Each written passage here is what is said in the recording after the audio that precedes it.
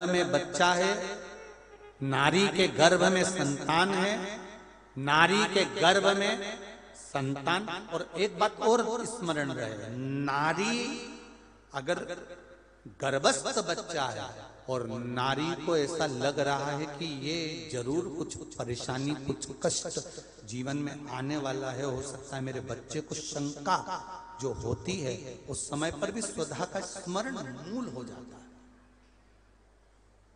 स्वधा का स्मरण मूल हो जाता है। हम तो कहेंगे, कई लोगों ने भ्रम पैदा कर रखा है, कई लोगों ने भ्रम पैदा कर रखा है। कई महाराज लोग कह देते हैं कि जब गर्भ से नारी रहे तब शंकर भगवान को ना छुए, शिवलिंग का स्पर्श ना करे, शंकर जी को छुए नहीं। ना जाने कौन से महाराज ने कह दिया, एक आध बार मिल जाए तो पकड़ के सी और लिया।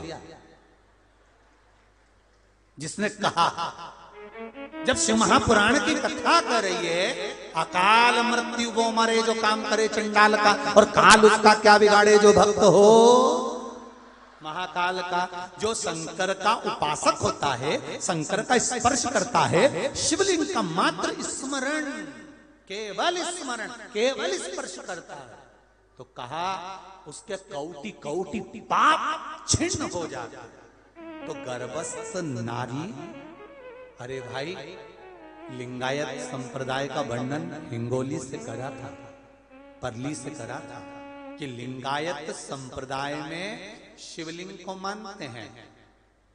बच्चा गर्भ से जन्म लेता है, मां जब तक बच्चे को दूध नहीं पिलाती, जब तक उसका गुरु मंत्र नहीं हो जाता। उसको लिंगायत संप्रदाय के संत आकर जब तक गुरु मंत्र नहीं दे देते, तब तक नारी उसको दूध तक नहीं पिलाती।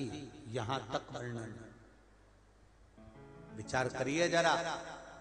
तो फिर कौन ने कह दिया कि शंकर भगवान के शिवलिंग को छूना नहीं चाहिए, गर्भवती नारी को स्पर्श नहीं करना चाहिए? और कौन सी पुराण में लिखा है, कौन से शास्त्र में लिखा है? यहां शास्त्र कह रहा है, शिव महापुराण, स्कंद पुराण, लिंग पुराण, नर्मदा पुराण, पद्म पुराण वर्णन करती है। आप दिल से, हृदय से, चित्त से शंकर भगवान की आराधना कर सकते हो। हाँ, नारी अगर गर्भस्थ बालक है और उसको चिंता है, बहुत टेंशन है, और उसके साथ शिव की आराधना कर रही है, तो बाबा के ऊपर एक बेलपत्र भी अगर वो चढ़ा रही है चावल के दाने के साथ, तो ये निश्चित है कि स्वधा उसके गर्भ की रक्षा करती है और बच्चा समाप्त नहीं हो सकता। ये निश्चित है। स्वधा तप करी, साधना करी, और तप साधना कर कर स्वधा के सम्मुख में 3 बेटियां प्रकट हो गई हैं। वो 3 बेटी है महाराज, 3 बेटी प्रकट।